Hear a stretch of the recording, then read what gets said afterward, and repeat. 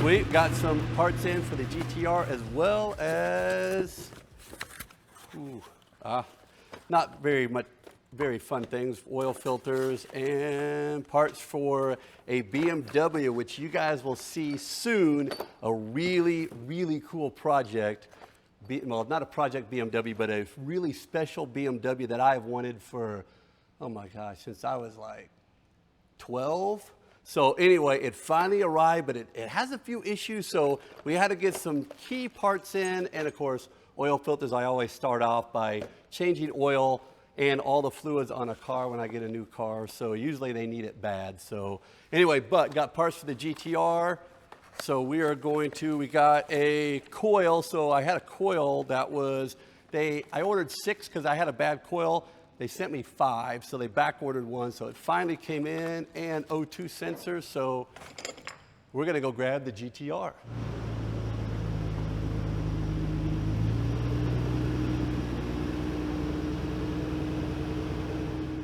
It was funny, when I got the 5 coils in, I knew that one of them was bad. And so I started replacing the old ones with the 5 that I got in. It was the first one, the second, but it was that last coil that was bad. This is the first GTR I've ever had, and I had to do a bunch of work on this car. It has 197,000 kilometers on it. Had a few issues here and there, some missing components, but it ran and drove pretty well. But like any used car, especially one with that many miles on it, you're bound to run into issues, which this one certainly had its fair share. So, but it took me a while to sort out, and I was so disappointed because when I got it, it's just like I said, it was okay, but it had a lot of little things wrong with it, and I wanted to enjoy it and start driving it right away, but I really couldn't. And then all of a sudden, it started misfiring, and luckily it was only 1 coil, and so I figured out which one the bad one was. But like anything, you want to start off and have all fresh parts in. So all these coils are brand new except this back one back here. Pull the connector off. Set that to the side. Now this R32, it was primarily completely all stock. It had a different exhaust on it, but that was, and of course it had the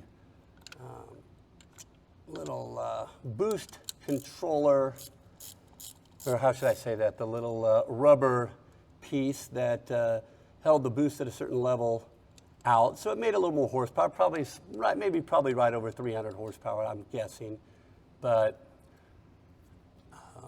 so I've got big plans for this car. I'm not going to go crazy because I like cars, especially, the thing right now is everybody's trying to find stock R32s or just stock cars in general.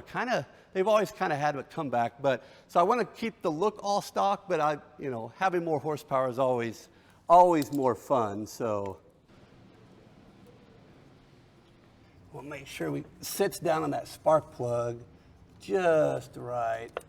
Like I said, I am not the best mechanic in the world, but I'm pretty particular. So I'll take my time to do something, but I give it my best shot. So, and I really enjoy it when I guess that's really all that matters. All right, let's double check everything. Got everything plugged in correctly. I mean, it is just a coil, but at the same time, I want to make sure it's done right. That actually went a little smoother than the first time I put the first 5 coils in. So then again, I'm learning as I go. Remember to put my tool in my back pocket. All right, we'll button this old girl up. And then the next thing what we've got to do too is, because what I'm experiencing, I don't think it's that coil, I don't think it's a coil, but I just wanted to put that 6th one in, so I literally have 6 fresh coils in this thing. But it has a little bit of a miss at about 2,800 to 3,000 RPM, and I'm not quite sure what it is, So, man, if anybody knows what it is, because hopefully that, I mean, I know that coil won't solve it, but I did get in 2 new O2 sensors, which are buried, well, I don't say buried. They're tucked down in here below the intake. So we're going to replace those O2 sensors right quick. And man, I'm keeping my fingers crossed that it's an O2 sensor, because, you know, these coils on this car, and I can show you that one. I doubt that they're original coils with that many miles on it, but you just never know. They look pretty stinking old, so. But overall, this car, I was super, super pleased. I picked this car up. It was local, believe it or not. I was at a deal in Eureka Springs, and we're sitting around talking about cars like I normally do. And one of my friends, somebody I didn't really know, I'm friends with him now, said, hey, we were talking about, I said, man, I really want an R32. And he was like, you know what, I've got one. It's got a lot of miles on it. And miles, of course, don't ever scare me as long as they've been maintained.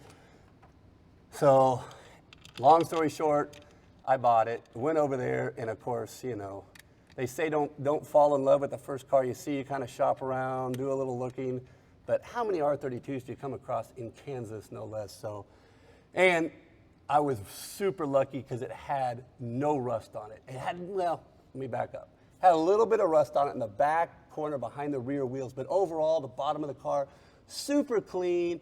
The rails weren't dented. You know, a lot of times people jack these cars up. They don't know what the heck they're doing. They just put them underneath, or the pads underneath anywhere, and all of a sudden your seams and stuff like that get rolled over, and I had just, oh. All right, so that is done. I think we better fire this honey up, and just to make sure that coil, that still runs okay. So let's do it. All right. Well, it sounds the same, which that's always a plus.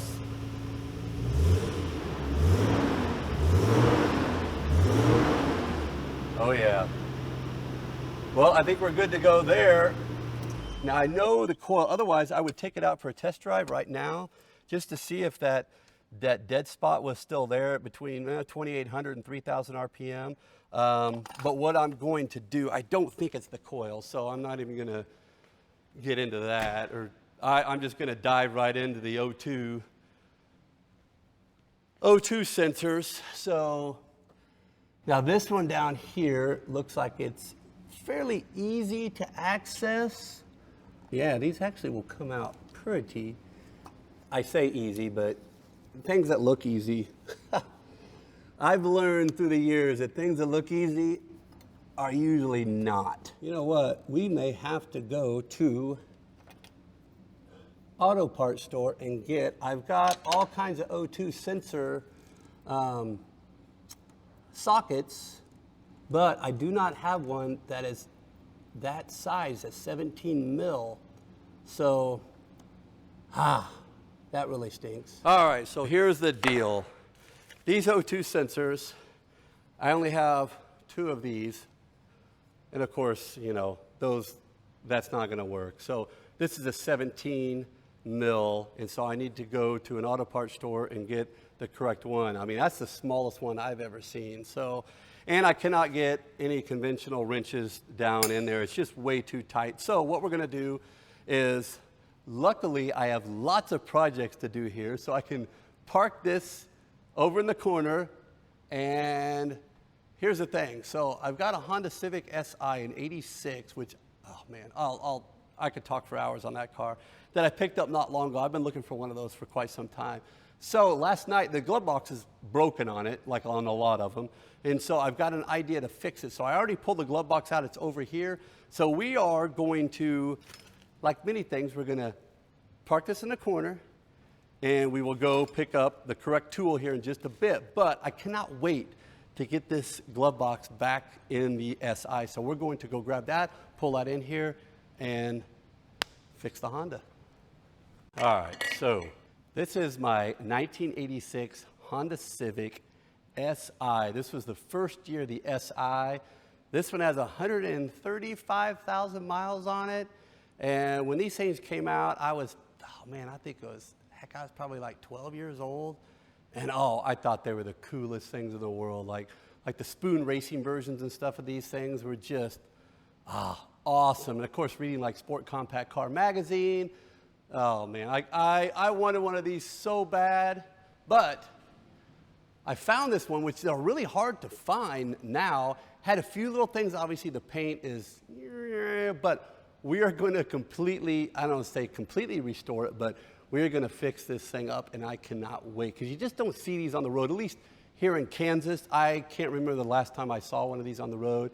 And out of all these cars in my collection, and I'm not kidding when I say this car, like scooting around town, taking it to O'Reilly's, taking it to AutoZone, going grabbing parts, nothing beats this thing. And the shifter in it, oof, it's amazing. If half the manual cars out there had a shifter that good, oh man, it's awesome. So, but I have a really good idea. So the glove box, you would literally open it up and just fall on the floor. So I fixed it. I thought I had fixed it, but it wasn't. I didn't fix it quite as well as I should have. So, but I've got it over here.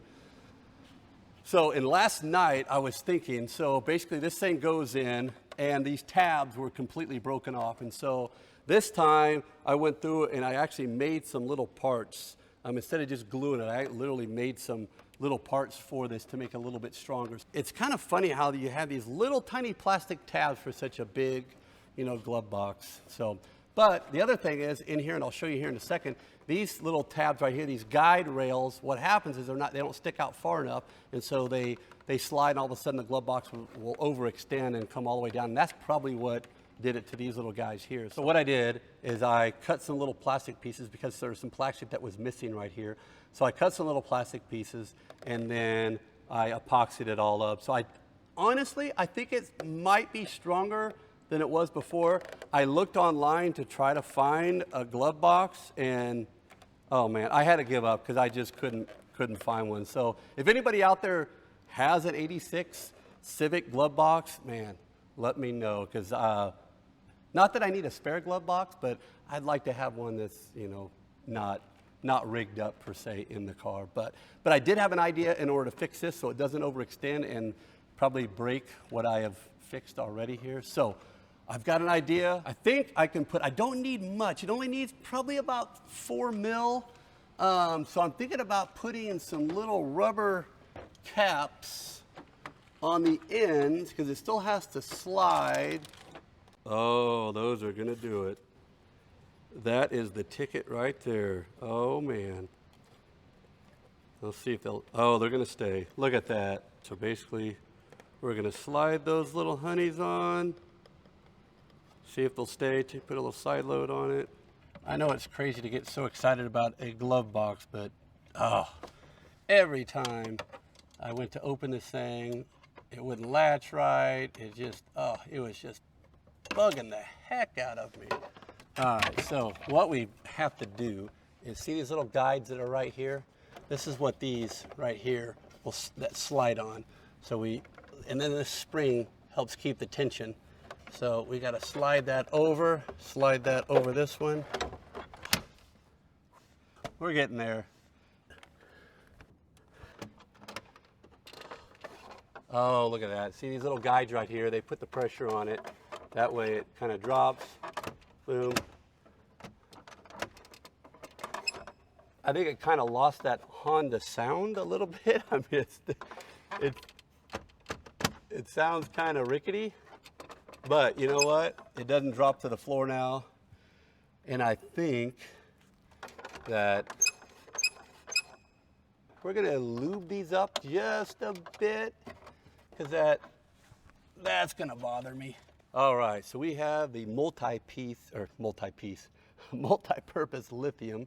So what I like to do is, a lot of you guys out there probably already know, but when you get like brake cleaner, things like that, these little extension things are awesome for just putting a little dab of grease on things. So, because we got to make this thing sound like a Honda again. It can't be all squeaky. Now, not to say that Hondas and stuff weren't squeaky right from the factory, but that will,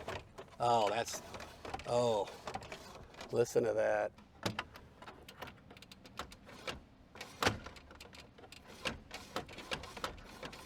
In, out, in, out, in, out. I think that is going to do it, guys. That's the way it kind of holds position there with those spring tensioners. Drops down, boom, boom, it's all flush.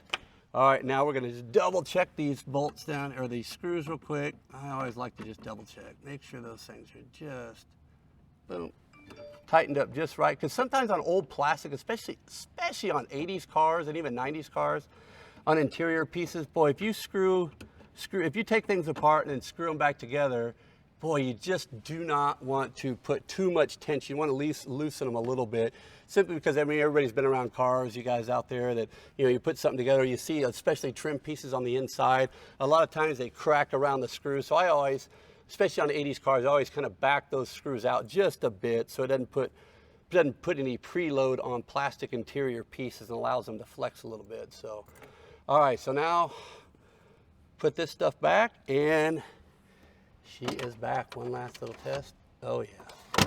Oh, now what I would love to be able to do is, obviously you've seen the glove box, so you might want to know a little bit more about this car. And if you don't, that's fine, but I'm going to take you guys around this car, show you other things that we've got to do on this car, other pieces that I need to find. So maybe, boy, if anybody knows where there's a donor car or pieces for these cars, because I've been looking online, and oh my gosh, I would have figured, I mean, my gosh, I used to read about these things and open up old Sports Compact Car magazine, and there were so many parts and things for these cars back then. And now just parts are just drying up for these cars, and they're really, really hard to find, which is, luckily, you know, this is a good car. It has really good bones, no rust on it. So, but let me take you around and show you what we got to do. So we just fixed, hopefully permanently, the glove box, but I want to take you around this car and kind of tell you a little bit what we're going to do with it and why, oh my gosh, why I love this thing. So, like I said, this is a 1986 Honda Civic Si. So the Si, 86 was the first year the Si came out. And this was really kind of a revolutionary car. Just the kind of the shooting brake look, or the sport, you know, hatchback to some extent. But this car, I mean, oh, so I bought this car. So my good friend, Euro-Asian Bob, got this car, and I was driving by his lot and told him I was going to be up there. And he didn't really mention that he got this car in. And so I saw it, and I was like, oh my gosh, you got to be kidding me. He goes, what? He had another, like a Nissan Pulsar outside. He's like, oh, the Nissan Pulsar, yeah, man. I'm like, no, the Si, the Civic out there. And he's like, oh yeah, that car. He's like, Brian, the thing about that car, it has no rust on it. And I was like, Bob, you're fooling me. Because these things, if you do see them on the road, they have rust, especially over the rear fenders right here, because it would just catch moisture and dirt gets in there. And so went out there, looked at it, and sure enough, oh man, now it doesn't look like much right now. I know the bumpers, you got a little, little shimmy on the bumpers right here. This needs to be tightened up. But the lenses are really nice. Got a little crack right here, not bad though. But all the glass is nice. The paint is like crazy faded, which I'm kind of digging a little bit. Not that it's kind of a rat rod Civic, because all of them get to become rat rod Civics to some extent. So this car has exactly, oh, you know what? I said 135,000 before, but actually 132,059, so 132,000 miles on this car. And, I'm sure this car had multiple owners before me, so I just want to say a shout out to them. So thank you so much for keeping this car completely stock and actually taking care of the interior.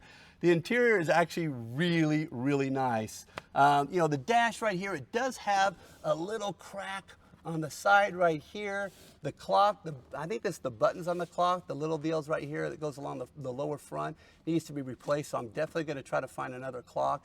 The dash has a little bit of pulling right here, but overall stock stereo, everything in here is completely stock. And nothing's really broken, even the side trim, the headliner's there, the sunroof works fine. It's just old manual pop-up sunroof, but this panel then drops out, which is way cool. I mean, I just, as I start to play with this car, I just really appreciate just the 80s Hondas. They're just so fun, and they just don't make lightweight cars like this, I don't think, like they did back in the day, especially with the 5-speed gearbox. So the side bolsters on the seat, really well taken care of. The seats, there's not any stains in the seats. Everything works. Yeah, stereo works, but it just feels right. Now, I will hand it out to Bob. When he first got this car in, he put brand new shocks on it, brand new tires. I believe he put some new bushings in the suspension. So it tracks and drives just like it did driving off the lot, a Honda lot back in 85, 86. So, but this car is just gonna be a ton of fun. It's quickly becoming one of my favorite cars just to enjoy and drive and jump in. I go out to the garage, it's on a Sunday, and I could jump in this or that, and I find myself jumping in this car, which is, I know that sounds really strange, but those of you that have had Hondas or Civics like this, you guys get it. And I mean, I love these cars, but I never really got it, but I do now. I do now. I'm just really fortunate that I found one. So anyway, we'll move to the front. If you're a nerd like me, you already know everything about these cars, or you're old like me and got a little bit of gray on the face, you probably know, but these are 1.5 liter, roughly 90 horsepower, maybe on a good day, 93, 94, 95 horsepower, about 90 foot-pounds of torque. But the thing is this car feels faster than it is. Car is really, really nice. It's dirty inside right now, but kind of the way I like it, because we're going to be cleaning this all up. But the good thing is all the plastic up around the windshield, usually that's all cracked on these things, which really surprised me given how faded the paint is, that all the plastic up around the windscreen is in really, really nice shape. Now, it did have a little bit of an incident at the front. So we got a little bit of a booger on the front right here. Shout out to Bob again. So I was going to try to pound, and I actually did. I pounded this out the best I can do. Now, you body guys out there, I apologize. You guys could do much better. But Bob found me a new front panel. So really nice shape. So we're eventually going to put this on just so I don't have to mess with this. Now, a lot of it depends on what we end up doing with the paint. So like I said, if we leave it the way it is, and you guys out there that are, know how to take care of paint, please post in the comments or whatever what you think I should do, if it's savable. But this right here, I mean, I don't know. I could probably repaint this, but whether or not it would match the rest, I don't know. That's up for discussion. So the bumpers are really nice. They are kind of sagging a little bit here, so I will clean all this up, get the fitment to fit a lot better. But all the rubber, all the chin spoiler, all that is really nice. The side marker lights are great. Yeah, really, I mean, I have not been, I get really excited about cars. I mean, sports cars and exotic cars and Porsches and you name it. But this one is it's really getting to me, meaning that it just, I don't know. Maybe it's because I'm getting old, but this car just, and I've got an NSX, a 92 NSX out here. And, that was the third car that I ever bought. So when I finally started making some money and getting out of, starting my business, and I was trying to narrow it down. I love 930 turbos. I love Ferrari 308s, and I love the NSX. I quickly learned that Acuras Hondas are just fantastic cars. So I bought that because I knew it was going to be reliable. So that car was fantastic, and I guess that just kind of brings back all the memories, driving that NSX, reliability, just the Honda-ness of everything. This car, it really does it for me. And I love these wheels. These things hark back. You guys will quickly find out that I am a wheel fan nut. One of the killer things I've always loved on this car. And this one, which is kind of rare, still has all four that when it left the factory, are the wheels. Now, these are 13-inch wheels. They're 13-inch tires as well. But what I love about this car, and I know this sounds kind of corny, but these wheel covers. These things are awesome because it reminds me of wheel fans. And the reason why they did that on these cars, I think now I could be wrong, but my gut tells me they took it from inspiration from the race cars in the 80s, early 80s, even the late 70s, started running wheel fans, also known as turbo fans. So you can see here, you got a flat surface here, good aerodynamics, but also you have these vanes out here, and I'm going to show you a real one. And so, but basically what it did is people always thought, oh, it pulls air in. No, no, no, no, no. What it would do, it had two functions. One, it would pull air from under the car and get it out from the front of the car. But number two, the benefit of that was also the fact that it's pulling air and it's running it past the rotors. The cool thing about wheel fans, and the reason why you don't see them so much anymore, but have you guys noticed the brand new Formula One cars, they have wheel fans on them, and the fact that they're back, oh. And the reason why they disappeared, because in the 70s, 80s, and even in the 90s, carbon brakes did not exist. They started to come out, obviously, on Formula One cars. So, you know, the carbon brakes are so good now that you really don't, you still want to run air through them and things like that, but the need was not there like iron rotors. You really needed to keep the iron rotors, especially on long tracks like Le Mans. So these are original Porsche wheel fans. Now these came off of either a 956 or a 962 Porsche. Way cool. Now I've modified these. I catted and laser cut out some acetal plates because we've got a crazy cool, well, I think so. Hopefully you guys do too. Crazy cool project that you guys are going to see in a future episode. So these have been modified. We're going to take the, well, I don't want to give too much away. We're taking the Porsche off of these wheel fans. But anyway, I digress. So you can see these rotors here, these fans. Basically what it would do is this thing would spin. It would act kind of like maybe like a squirrel cage fan. It would actually pull air in and then shoot it out. That's the reason why these would stick out a little bit on cars. So obviously this sticks way too far on this, and this is for a 16-inch wheel. But you get the idea. So you can see the similarities here, the vanes across here. Now obviously this is to replicate this, but you know, Honda ran wheel fans on various cars back in the day. Porsche was like, I don't know if they were the first ones, but you see Audi rally cars even run them. Porsche 956s, 962s ran them. Porsche, 934 turbos ran them. I mean, basically any of the big endurance race cars back in the day, they would usually only run them on the front depending on the track. But a lot of times you would see, 956s and 962s run them on the front and the rear. I can talk way too long on wheel fans and the different styles, and you can actually see some various styles up on my wall up there because I started to collect wheel fans because they varied so much. Audi had their own style, Porsche had their own style, multiple styles. A lot of times you'd see them with BBS script on them just like these, and then you had some that were absolutely enormous. Look at those things. So these actually came off the rear of a 935 turbo you guys might not know, but back in the day, even in the late 70s, they would run 19-inch wheels on the back of 930 turbos. So little tiny front wheels and massive rear wheels. So we'll talk about that a little bit later and show you maybe some pictures. But these are just huge, huge, huge wheel fans. And now they're getting really hard to find, especially original ones, because they get kind of frail, I should say, because these were a throwaway item. So, Porsche would run at Sebring, and these things would break, or they would come into the pits, they would boom, and toss them off the side, and the vanes would break and stuff. So finding them in really nice shape, it's tough. So if anybody has any out there, oh man, give me a call, because I need some more up on the wall. So anyway, enough about wheel fans, bore you guys to death. So, but this car, little things like that I really appreciate the designers, stuff that they put into this car. This is going to be kind of, I don't want to say a long-term project, but you guys are going to see this off and on as we try different things with this car and kind of clean it up. The way it is right now, I absolutely love it, but there's just little things we want to go through and fix little things on it. Just make it do to this car what it deserves. So we're making really good progress on the Honda Civic Si.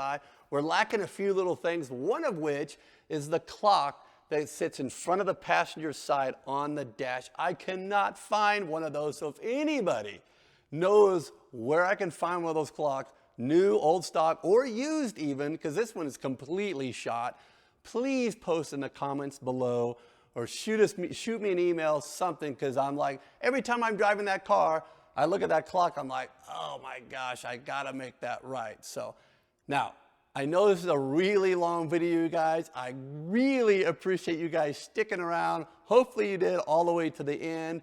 And there's going to be more videos coming out, and really appreciate it, and we hope to see you next time.